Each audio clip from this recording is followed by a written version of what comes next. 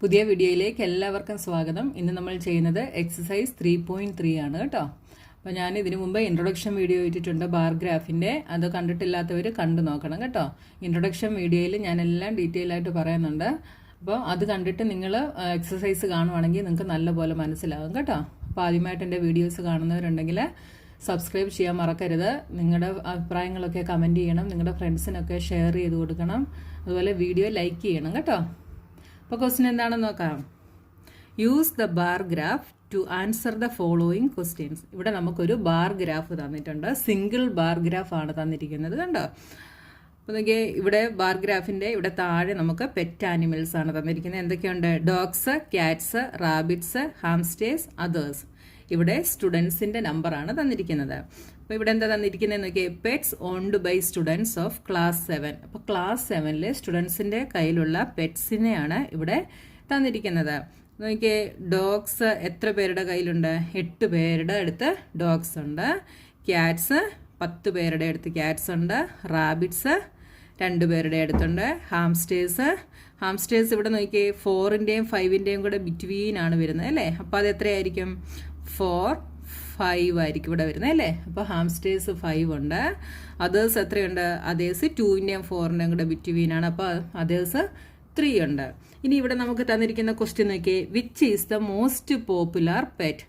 Most popular ആയിട്ടുള്ള pet ഇതിലേതാണ്? ഏറ്റവും കൂടുതൽ പെറ്റ് ആരുടെ കയ്യിലാണോ ഉള്ളത് അതായിരിക്കും മോസ്റ്റ് പോപ്പുലർ പെറ്റ് അല്ലേ. അപ്പം ഇവിടെ ഏറ്റവും കൂടുതലുള്ളത് ഏതാണ്? ക്യാറ്റ്സ് ആണ് അല്ലേ. അപ്പം നമുക്ക് ആൻസർ എന്ത് എഴുതാം? The most popular pet is cat എന്ന് എഴുതാം അല്ലേ. The most popular pet is cat. അടുത്ത ക്വസ്റ്റ്യൻ ഒക്കെ, how many students have dog as a pet. ഇവിടെ ഡോഗ് പെറ്റായിട്ടുള്ള എത്ര സ്റ്റുഡൻസ് ഉണ്ട് നോക്കിയേ. ഡോഗ് പെറ്റായിട്ടുള്ള 8 സ്റ്റുഡൻസ് ആണ് ഇവിടെ ഉള്ളത് അല്ലേ. അപ്പോൾ ആൻസർ എന്ത് എഴുതാം? 8 ചിൽഡ്രൻ ഹാവ്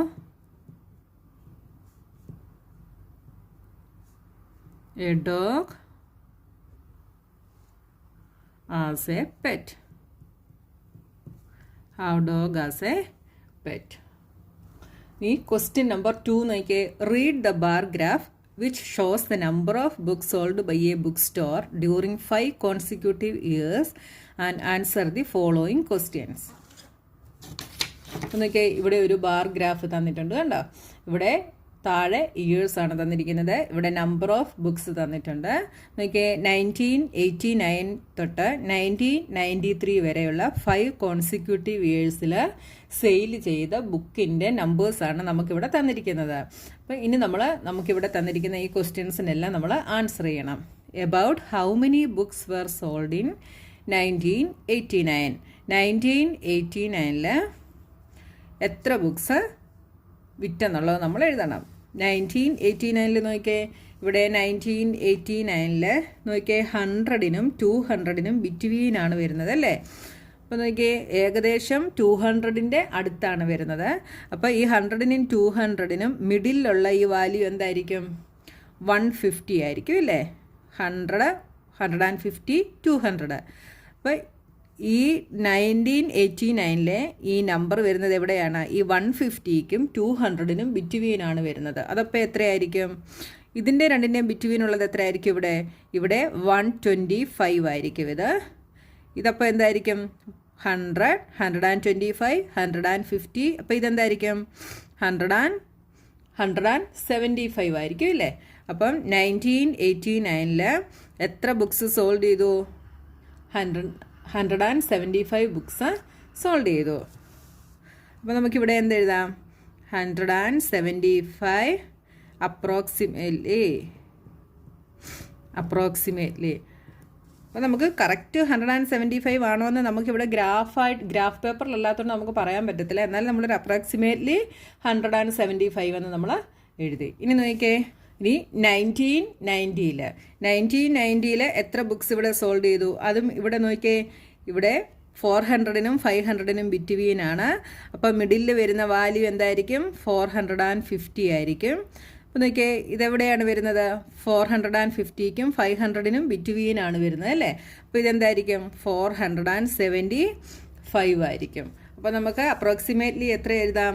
475 അപ്രോക്സിമേറ്റ്ലി എന്ന് നമുക്ക് എഴുതാം അല്ലേ? ഇനി 1992 ഇവിടെ നോക്കിയേ ഇതെവിടെ വരും? ഉണ്ടോ? 200-നും 300-നും ബിറ്റ്വീനാണ് വന്നതല്ലേ? അപ്പം ഇത് നടുക്ക് വരുന്ന വാല്യൂ എന്തായിരിക്കും? 250 ആയിരിക്കും. അപ്പോൾ 250-ക്കും 200-നും ബിറ്റ്വീനാണ് നമുക്ക് വന്നിരിക്കുന്നത്. അപ്പോൾ ഇതെന്തായിരിക്കും? അപ്രോക്സിമേറ്റ്ലി 225 ആയിരിക്കും അല്ലേ? അപ്പോൾ ഇത് നമുക്ക് എന്തെഴുതാം? 1992 നമുക്ക് 225 അപ്രോക്സിമേറ്റ്ലി എന്ന് നമുക്ക് എഴുതാം. മനസ്സിലായല്ലോ? ഇനി അടുത്ത ക്വസ്റ്റ്യൻ നോക്കിയേ. In which year were about 475 books sold? അപ്പോൾ 475 ബുക്സ് സോൾഡ് ചെയ്തത് ഏത് ഇയറിലാണെന്ന് എഴുതണം. അപ്പോൾ 475 കണ്ടുപിടിക്കണമെങ്കിൽ നമ്മൾ 400-നും 500-നും ബിറ്റ്വീൻ ഉള്ളത് നമ്മൾ നോക്കണം അല്ലേ? അപ്പോൾ 400-നും 500-നും ബിറ്റ്വീൻ വരുന്നത് ഇവിടെ 1990 ആണ്. 1990 നമുക്കിവിടെ 475 എന്ന് നമുക്ക് കിട്ടിയായിരുന്നു നേരത്തെ ക്വസ്റ്റ്യനിലല്ലേ? അപ്പോൾ 475 ബുക്സ് സോൾഡ് ചെയ്തത് ഏത് ഇയറിലാണ്? 1990-ലാണ്. ഇവിടെ നമുക്ക് 1990 എന്ന് എഴുതാം. ഇനി about 225 books sold. 225 books sold ചെയ്തത് എവിടെയാണ്? 225 കണ്ടുപിടിക്കണമെങ്കിൽ അത് നമുക്കിവിടെ നമ്മൾ കണ്ടുപിടിച്ചായിരുന്നു 225 അല്ലേ? ഏതായിരുന്നു? 1992 ആയിരുന്നു. അപ്പോൾ ഇവിടെ നമുക്ക് 1992 എന്നെഴുതാം. ഇനി നെക്സ്റ്റ് ക്വസ്റ്റ്യൻ നോക്കിയേ. In which year were fewer than 250 books sold? 250 ബുക്സിനെക്കാട്ടിൽ കുറവ് വിറ്റത് ഏത് ഇയറിലാണ്? ഇവിടെയാണ് 250. അതിനെക്കാട്ടിൽ കുറവ് വിറ്റത് ഏത് ഇയറിലായിരുന്നു? 1992-ലായിരുന്നു അല്ലേ? 1992-ലുണ്ട്. ഇത് 225 നമുക്കിവിടെ കിട്ടി. പിന്നെ അതിലും കുറവ് ഏതുണ്ട്? 1989 ഉണ്ടല്ലേ? 1989-ൽ എത്രയാണ്? 175 ആണ്. അപ്പോൾ 250യെക്കാട്ടിൽ കുറവ് വിറ്റത് 2 ഇയറിലുണ്ട്. ഏതൊക്കെയാണ്? 1989-ലും ഉണ്ട്, 1992-ലും ഉണ്ട്. കണ്ടോ? ഇത് രണ്ടും 250യെക്കാട്ടിൽ ലെസ്സായിട്ട് വരുന്നതാണ്. അപ്പോൾ നമുക്കിവിടെ ആൻസർ എന്തെഴുതാം? 1992 and 1989. മനസ്സിലായല്ലോ? അപ്പോൾ ഗ്രാഫ് നിങ്ങൾ കറക്റ്റായിട്ട് നോക്കിയിട്ട് നിങ്ങൾ ചെയ്ത് കഴിഞ്ഞാൽ നിങ്ങൾക്ക് കറക്റ്റ് ആൻസർ കിട്ടും കേട്ടോ. നിങ്ങൾക്ക് ഇങ്ങനെ ഡയറക്റ്റ് ഇങ്ങനെ നോക്കാൻ ഡിഫിക്കൽട്ട് ആണെങ്കിൽ ഒരു സ്കെയിൽ വെച്ചിട്ട് നിങ്ങൾ നോക്കിയാൽ നിങ്ങൾക്ക് കറക്റ്റായിട്ട് കിട്ടും കേട്ടോ. നെക്സ്റ്റ് ക്വസ്റ്റ്യൻ നോക്കിയേ. Number of children in 6 different classes are given below. Represent the data on bar graph. 6 classes തന്നിട്ടുണ്ടല്ലേ? 5th, 6th, 7th, 8th, 9th, 10th 6 classes തന്നിട്ടുണ്ട്. നമ്പർ ഓഫ് ചിൽഡ്രൻസും തന്നിട്ടുണ്ട്. ഓരോ ക്ലാസ്സിലെ നമ്പർ ഓഫ് ചിൽഡ്രൻസും തന്നിട്ടുണ്ട്. ഈ ചിൽഡ്രൻസിനെ നമ്മൾ ബാർ ഗ്രാഫിൽ റെപ്രസെൻറ്റ് ചെയ്യണം. അപ്പോൾ നമുക്ക് ഇത് ഗ്രാഫ് പേപ്പറിൽ വരച്ച് നോക്കാം കേട്ടോ. അപ്പോൾ നോക്കിയാൽ ഇവിടെ എത്രയൊക്കെയാണ് തന്നിരിക്കുന്നത്? 135, 120, 95, 100, 90, 80. അപ്പോൾ നമുക്കിതിൻ്റെ 1 യൂണിറ്റ് നമ്മൾ സ്കെയിൽ എടുക്കുന്ന ഉടനെ ഇതിൻ്റെ 1 യൂണിറ്റ് നമുക്ക് എത്രയായിട്ട് എടുക്കാം? നമുക്ക് 10 ആയിട്ട് എടുക്കാം അല്ലേ? വേണമെങ്കിൽ നമുക്ക് 20 ആയിട്ട് എടുക്കാം. 20 ആയിട്ട് എടുത്തു കഴിഞ്ഞാൽ നിങ്ങൾക്ക് 95ഉം 135 ഒക്കെ വരുമ്പോൾ അത് ഇച്ചിരി മാർക്ക് ചെയ്യാൻ ഡിഫിക്കൽട്ടായിട്ട് വരും. അതുകൊണ്ട് നമുക്ക് 10 ആയിട്ട് എടുക്കുന്നതായിരിക്കും ഇവിടെ ഈസി ആയിട്ട് വരുന്നത് കേട്ടോ. അപ്പോൾ നോക്കിയേ, ആദ്യം നമ്മൾ എന്ത് ചെയ്യണം? ആദ്യം നമ്മൾ എക്സ് ആക്സിസും വൈ ആക്സിസും വരയ്ക്കണം അല്ലേ?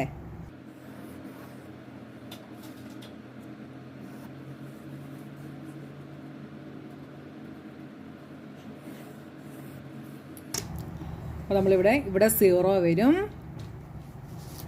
നമ്മളെ ഇത് എക്സ് ആക്സിസ്, ഇത് വൈ ആക്സിസ്. ഇനി നോക്കിയേ, ഇവിടെ നോക്കിയേ 135 ആണ് ഇതിലെ ഗ്രേറ്റസ്റ്റ് നമ്പർ. അപ്പോൾ നമുക്ക് എത്ര വരെ വേണ്ടി വരും? 10 ആണ്. ഒരു യൂണിറ്റ് 10 ആണ് എടുക്കുന്നതെങ്കിൽ നമുക്ക് എത്ര വരെ വേണ്ടി വരും? 140 വരെ വേണ്ടി വരും അല്ലേ? അപ്പോൾ നോക്കിയേ, ഇവിടെ നമുക്ക് മാർക്ക് ചെയ്യാം. 10, 20, 30, 40, 50, 120, 130, 140. അപ്പോൾ 140 വരെ നമ്മൾ മാർക്ക് ചെയ്തു. ഇനി എന്താണ് ഇവിടെ? എന്താണ്? നമ്പർ ഓഫ് ചിൽഡ്രൻസ് നമ്മൾ വൈ ആക്സിസിലെടുത്ത് കേട്ടോ. Number of children's. ഇനി താഴെ നമ്മൾ എന്താണ് എടുക്കുന്നത്? താഴെ നമ്മൾ ക്ലാസ് എടുക്കും. ഇവിടെ നമ്മൾ ക്ലാസ് എടുത്തു. ഇനി എന്താണ് നമുക്ക് മാർക്ക് ചെയ്യേണ്ടത്? ഇവിടെ ഏത് ഗ്രാഫ് ആയിരിക്കും വരുന്നത്? സിംഗിൾ ബാർ ഗ്രാഫ് ആയിരിക്കും വരുന്നത് അല്ലേ? അപ്പോൾ നോക്കിയേ, 5th ക്ലാസ്സിൽ 135 സ്റ്റുഡൻസ് ആണുള്ളത്. അപ്പോൾ 135 എവിടെ വരും? നോക്കിയേ, 130ക്കും 140ക്കും ബിറ്റ്വീൻ ആയിരിക്കും 135 വരുന്നത്. അപ്പോൾ നോക്കിയാൽ നമ്മൾ 10 വെച്ച് 1 യൂണിറ്റ് എടുത്തത് കൊണ്ട് ഈ മിഡിലിൽ വരുന്നതായിരിക്കും എന്ത്? 135. അതേസമയം 20 വെച്ച് എടുത്തതായിരുന്നെങ്കിൽ നമുക്ക് 135 മാർക്ക് ചെയ്യാൻ നിങ്ങൾക്ക് ഇച്ചിരി ബുദ്ധിമുട്ടായിട്ട് വരും. അതുകൊണ്ടാണ് 10 വെച്ച് എടുക്കാൻ പറഞ്ഞത് കേട്ടോ. അപ്പോൾ നോക്കിയാൽ 130, 135, 140 അങ്ങനെ നമുക്ക് എടുക്കാം അല്ലേ? അപ്പോൾ ഈ മിഡിലിൽ കാണുന്ന ഈ പോയിൻ്റാണ് എന്താ?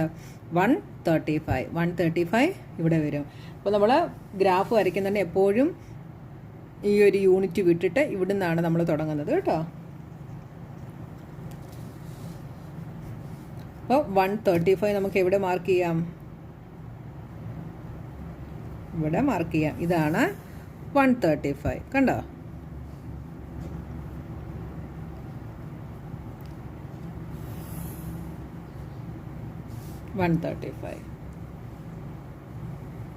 ഇത് ഏത് ക്ലാസ് ആണ്? 5th ആണ് അല്ലേ? ഇനി അടുത്തത് 6th എത്രയാണ്? 120. 120 എവിടെ വരും? ഇതാണ് 120 അല്ലേ? അപ്പോൾ 120 നമുക്ക് ഇവിടെ മാർക്ക് ചെയ്യാം. 120 നമ്മൾ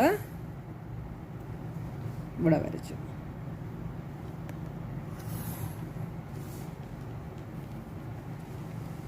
ഇത് 6th.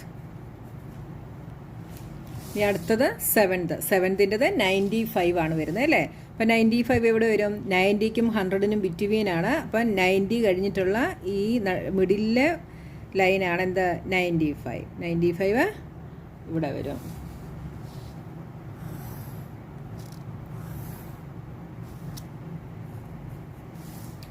ഇത് 95. ഇതെത്രയാണ്?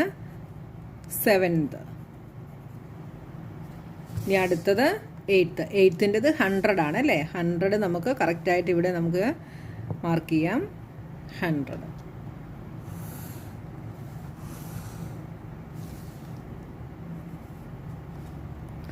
ഇത് 8th. ഇനി അടുത്തത് 9th 90. 90 എവിടെയാണ്? ഇതാണ് 90 അല്ലേ? അപ്പോൾ 90 ഇവിടെ വരും.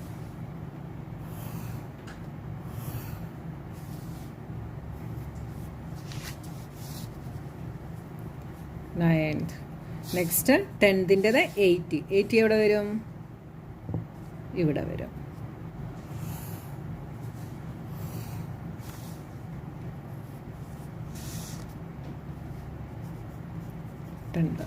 അപ്പോൾ നമ്മൾ ബാർ ഗ്രാഫ് നമ്മൾ വരച്ചു. ഇനി എന്താണ് ക്വസ്റ്റ്യൻ ചോദിച്ചിരിക്കുന്നത്? How would you choose a scale? അപ്പോൾ സ്കെയിൽ നമ്മൾ എങ്ങനെയാണ് ചൂസ് ചെയ്തത്? സ്കെയിൽ ഫസ്റ്റ് ക്വസ്റ്റ്യൻ ആണ്. Scale 1 unit is equal to എത്രയാണ് നമ്മൾ ചൂസ് ചെയ്തത്? 1 unit is equal to 10 children അല്ലേ? ഒരു യൂണിറ്റ് എന്ന് പറയുന്നത് 10 ചിൽഡ്രൻ ആയിട്ടാണ് നമ്മൾ ചൂസ് ചെയ്തത്. അപ്പോൾ 1 unit is equal to 10 children. Next question എന്താണ്? Answer the following questions. Which class has the maximum number of children and the minimum? ഏത് ക്ലാസ്സിലാണ് മാക്സിമം നമ്പറും മിനിമം നമ്പറും ഉള്ളതെന്ന് നമ്മൾ കണ്ടുപിടിക്കണം. അപ്പോൾ നോക്കിയാൽ ഇവിടെ ഗ്രാഫ് നോക്കിയാലും നമുക്കത് എഴുതാൻ പറ്റും, ഇവിടെ നോക്കിയാലും നമുക്ക് എഴുതാൻ പറ്റും. അപ്പോൾ ഏത് ക്ലാസ്സിലാണ് ഏറ്റവും മാക്സിമം ഉള്ളത്? നോക്കിയാൽ ഗ്രാഫിൽ നോക്കിയാൽ ഏറ്റവും ലോങ്ങസ്റ്റ് ആയിട്ടുള്ള ബാർ വന്നിരിക്കുന്നതായിരിക്കും മാക്സിമം നമ്പർ ഓഫ് ചിൽഡ്രൻ ഉള്ളത് അല്ലേ? ലോങ്ങസ്റ്റ് ആയിട്ടുള്ള ബാർ വന്നിരിക്കുന്നത് ഏതാണ്? ഇതാണ്, ഫസ്റ്റ് 1 ആണ് അല്ലേ? ഫസ്റ്റ് 1 ഏത് ക്ലാസ് ആണ്? 5th ക്ലാസ് ആണ്. അപ്പം മാക്സിമം നമ്പർ ഓഫ് ചിൽഡ്രൻ ഉള്ളത് ഏത് ക്ലാസ്സിലാണ്? 5th ക്ലാസ്സിലാണ്. അപ്പോൾ ഞാൻ ഇങ്ങോട്ട് തന്നെ അങ്ങ് എഴുതുവാണേ. ബിയുടെ first 1 maximum number of children ഉള്ളത്, maximum number of children 5th ക്ലാസ്സിലാണ്. ഇനി മിനിമം നമ്പർ ഓഫ് ചിൽഡ്രൻ എവിടെയാണുള്ളത്? മിനിമം നമ്പർ ഓഫ് ചിൽഡ്രൻ ഉള്ളത് ഷോർട്ടസ്റ്റ് ആയിട്ടുള്ള ബാർ വന്നിരിക്കുന്നത് ഏതാണെന്ന് നോക്കിയാൽ മതി അല്ലേ? ഇതിൽ ഷോർട്ടസ്റ്റ് ആയിട്ടുള്ള ബാർ വന്നിരിക്കുന്നത് ഏതാണ്? ഇതാണല്ലേ? അതായത് 10th minimum number of children ഉള്ളത്. 10th class has minimum number of children. അടുത്ത ക്വസ്റ്റ്യൻ നോക്കിയേ, find the ratio of students of class 6th to the student of class 8. അപ്പോൾ ratio of students of class 6 to 8 നമുക്ക് എന്തെഴുതാം? Ratio, ഞാൻ റേഷ്യോന്നേ എഴുതുന്നുള്ളൂ, നിങ്ങൾ എഴുതുമ്പം ratio of students of class 6th to 8th എന്ന് എഴുതിക്കണം കേട്ടോ. Ratio is equal to class 6th എത്രയാണ്? 120 ആണ് അല്ലേ. അപ്പോൾ 120 ഈസ് ടു, റേഷ്യോയ്ക്ക് എന്താ എഴുതുന്നത്? Is to എന്നിടും. ക്ലാസ് 8th എത്രയാണ്? 100. അപ്പോൾ 120 ഈസ് ടു 100 എന്ന് വന്നു. ഇതിനെ നമുക്ക് എങ്ങനെ എഴുതാം? ഈസ് ഈക്വൽ ടു, ഇതിനെ എങ്ങനെ എഴുതാം? 120 ഡിവൈഡഡ് ബൈ 100 എന്ന് എഴുതാം. 120 ഈസ് ടു 100 എന്നുള്ളതിനെ നമുക്ക് 120 ഡിവൈഡഡ് ബൈ 100 എന്ന് എഴുതാം കേട്ടോ. ഇവിടെ 0 കട്ടായി, 12/10 എന്നായല്ലേ. ഇതിനെ നമുക്ക് 2 വെച്ച് കട്ട് ചെയ്താൽ ഇതെന്താവും? 6 ആവും, ഇത് 5 ആകും. അപ്പോൾ എന്തായി? 6/5 എന്നായി. 6/5 എങ്ങനെ എഴുതാം? 120/100 നമ്മൾ 120 ഈസ് ടു 100 നമ്മൾ 120/100 എന്ന് എഴുതി. അങ്ങനെയാണെങ്കിൽ 6/5 നമുക്ക് എന്തെഴുതാം? 6 ഈസ് ടു 5 എന്ന് എഴുതാം അല്ലേ. അപ്പം ratio of students of class 6 to 8 നമുക്ക് എന്ത് കിട്ടി? 6 ഈസ് ടു 5 എന്ന് കിട്ടി. മനസ്സിലായല്ലോ?